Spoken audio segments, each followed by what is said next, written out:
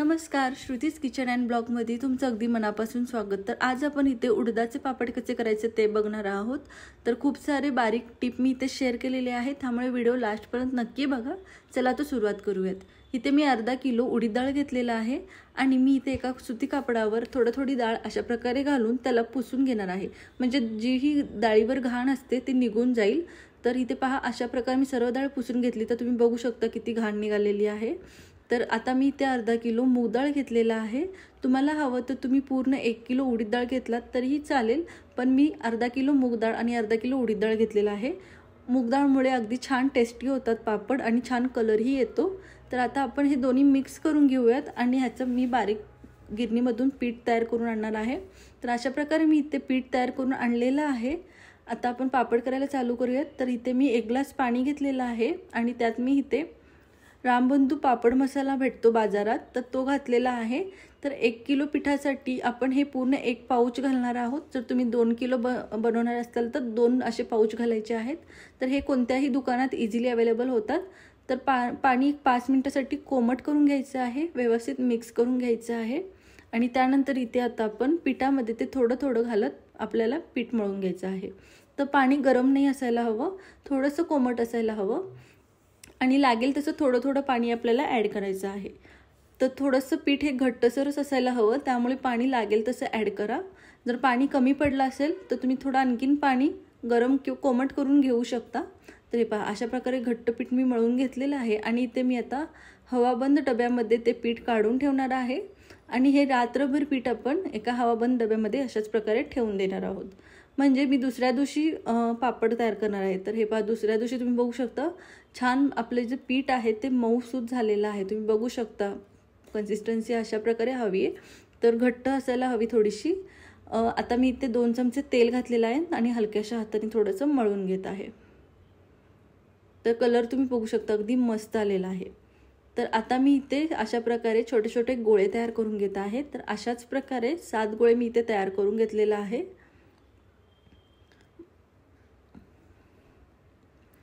तर हे पहा, अशा प्रकारे मी इथे छोटे गोळे तयार करून घेतलेला आहे आणि इथे खलबत्त्यामध्ये मी आता 1 गोळा घातलेला आहे आणि त्याला आपण छान असं चेचून घेणार आहोत। म्हणजे त्याने काय होईल तर पीठ आपलं मऊ होईल। तर कमीत कमी आपल्याला एक 10 ते 12 मिनिटसाठी आपल्याला अशाच प्रकारे ते बत्त्याने चेचत राहायचं आहे। तर त्यामुळे छान पीठ मऊ होईल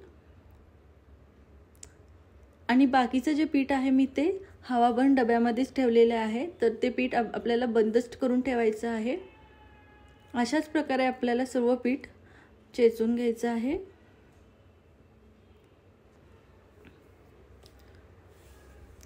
तर एक साधारण 12 मिनिट झालेले आहेत। तुम्ही बघू शकता पीठ छान असं मऊ झालेलं आहे। तर आता हे आपलं पीठ अगदी परफेक्ट झालेलं आहे। तर अशाच प्रकारे मी बाकीचे जे गोळे आपण काढून घेतलेले होते ते सर्व अशाच प्रकारे मी त्याला मऊ करून घेणार आहे। तर आता मी इथे पोलपाटवर 1 गोळा ठेवलेला आहे आणि त्याला आपल्याला लांबवायचं आहे। तर तुम्ही व्हिडिओमध्ये बघू शकता अशा प्रकारे मी त्याला लांबवत आहे।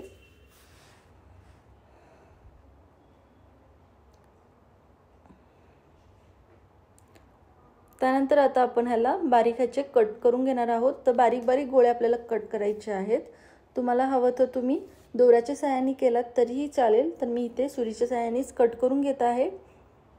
तर एकसारखे आपल्याला गोळे तयार करून घ्यायचे आहेत, कट करून घ्यायचे आहेत।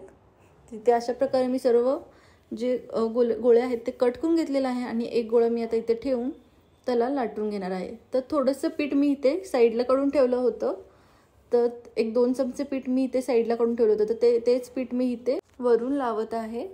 तर तुम्ही बघू शकता मस्त छान गोल झालेला आहे आपला पापड।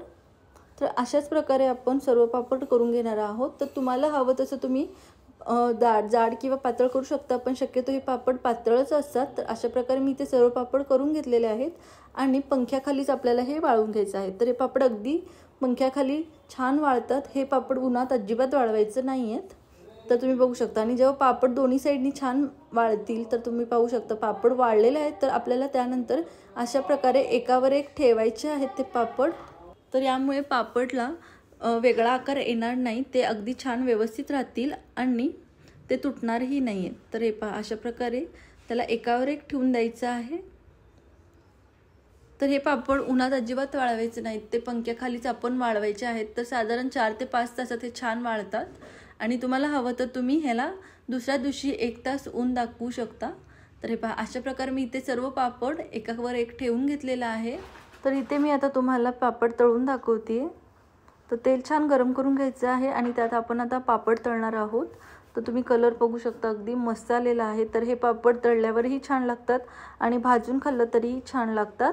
तर अगदी परफेक्ट झालेला आहे. तर तुम्हीही नक्की ट्राय करा आणि रेसिपी कशी वाटली कमेंटमध्ये सांगायला विसरू नका.